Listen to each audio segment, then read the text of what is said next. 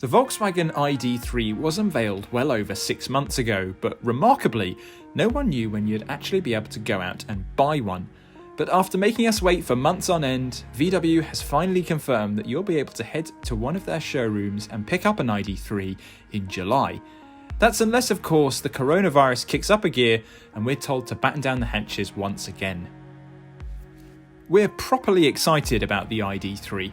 It's one of the first hatchback-sized EVs to come from a European motoring giant, and it promises to be affordable while also offering class-leading battery range.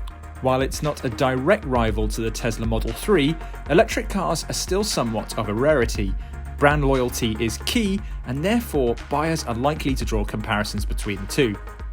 With the ID.3 a little over a month away, here are 5 things you need to know about VW's first mass production EV. The ID.3 may have short overhangs and seemingly city car-like proportions, but it's actually about the same size as a VW Golf. Specifically, it's 3mm longer, 10mm wider, and 60mm taller than a Golf. And with a wheelbase of 2.7 meters, it should be more roomy on the inside compared to its sibling. Boot space also beats the Golf at 385 litres, as does the 10.2 metre turning circle. And if we compare it with the Tesla Model 3, the American car comes out on top with a combined boot space of 425 litres. But bear in mind the Model 3 is a saloon with 2 boots, one at the back and the other where the engine would be in a conventional car, whereas the ID.3 has one large boot. What makes the ID.3 so exciting is that it isn't just a Golf with a battery system thrown in, and that's reflected in the cabin.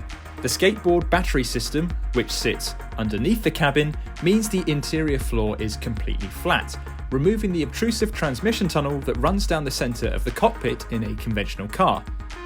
It does mean there's no centre console, so VW has moved the gear selector to a stalk behind the steering wheel.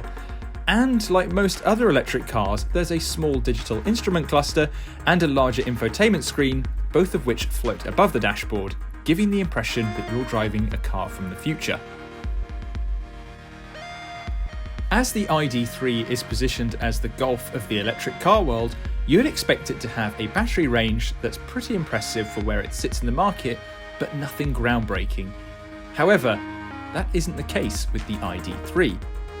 The lineup kicks off with a 45 kWh battery that's connected to a 148 brake horsepower electric motor, offering a range of up to 205 miles. But if you opt for the top-spec 201 brake horsepower model with a 77 kWh battery, you'll get up to 342 miles on a single charge.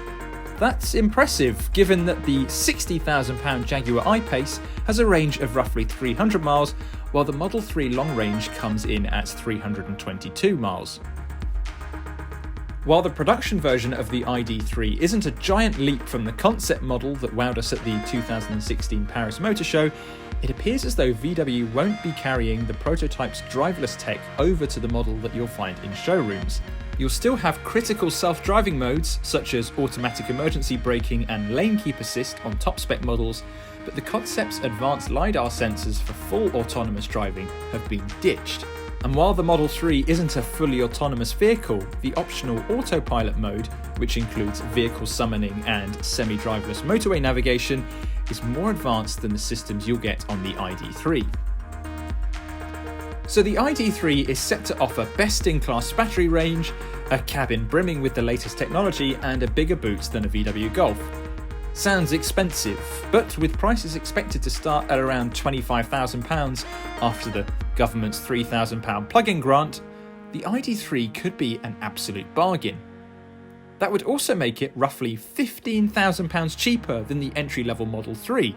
And yes, we know they're not direct rivals, but lots of people will be looking to buy their first electric car soon, and naturally, comparisons will be drawn. We'll get behind the wheel of the ID.3 as soon as the lockdown lifts, but in the meantime, you can find all the latest car news and reviews at YesAuto.com.